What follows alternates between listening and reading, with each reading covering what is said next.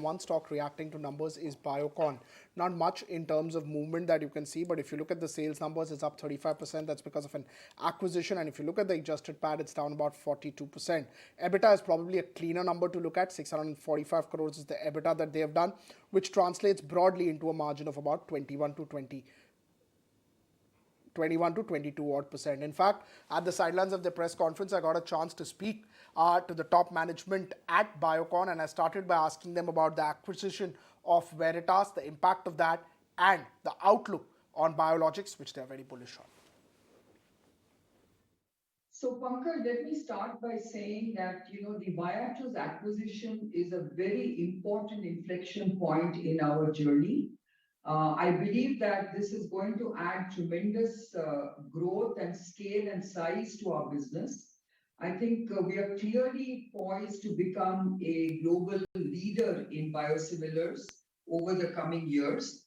And I think you are beginning to see the reflection of this business in our Q3 numbers, where we have only captured, 1 month's numbers from the Viatris acquired business. But as you can see, our revenue has jumped 36% at a group level to 3,020 crores. And in terms of the biologics performance, it has actually jumped 54% to 1,500 plus crores. So this actually clearly tells you that this is a business on a growth path. Now, if you were to then look at capturing the full financial benefit of the Viatris acquisition, this will start getting reflected from Q4 at the end of this fiscal, where we clearly have indicated that we are reaching a run rate of $1 billion per annum just based on this base business. So we expect to basically close the year at a 2,000 crore level, which really indicates that $1 billion trajectory that we've shared with all of you. Now, having said that, I think, as I mentioned very clearly, this is a base business. This is a business that will only be added to because there are many, many upsides for this business in FY24. One being the adalimumab launch, which will take place from the 31st of July in this year. We have, of course, hopefully the aspart and bevacizumab approvals this calendar year, which will further add to this growth. We have existing products like glargine, trastuzumab, and pegfilgrastim, all indicating that they're increasing in market share, and they will continue, we hope, to increase market share in the US.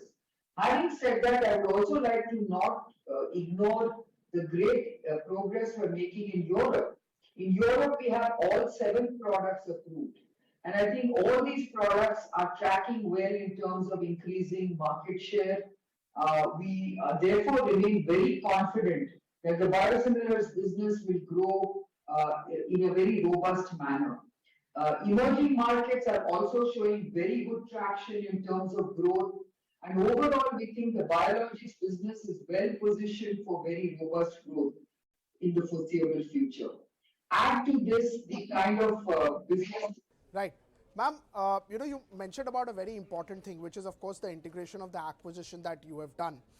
So you mentioned about the benefits of the scale and size that is visible. And, time and again, whether it is Sun Pharma, whether it is Cipla, whether it is Dr. Reddy's, we have seen what sort of benefit does size give them.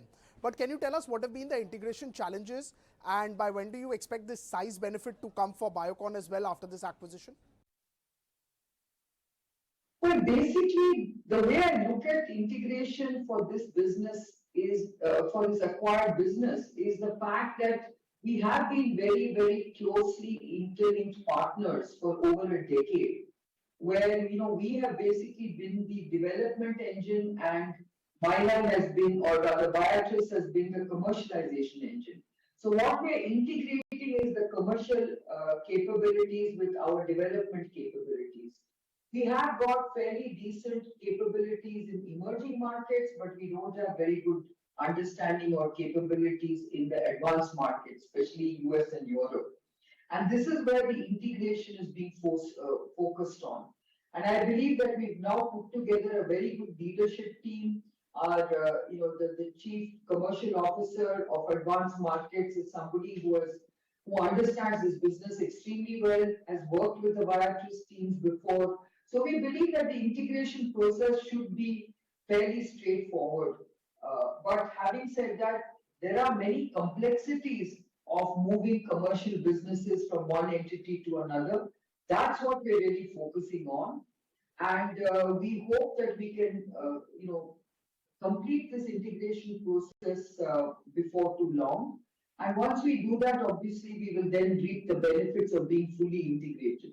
Ma'am, when we talk about how things are moving in terms of R&D, or R&D spend has gone up. Do you believe what sort of investments is Biocon looking at? R&D spend of Biocon has not gone up for a while now. Which are the areas where you're seeing growth coming in over the next couple of years where these investments are happening? Look, the highest R&D spends will always happen in biologics.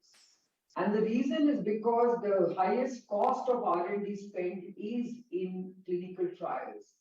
And I think as we move forwards, there are indications that we can, shrink the clinical trials to smaller and smaller cohorts as the regulatory agencies and the markets become more mature in terms of biosimilars, and therefore we expect the R&D spends to reduce from current levels. Okay, so that was about Biocon. The stock is just around the flat line with a cut of around 0.2%.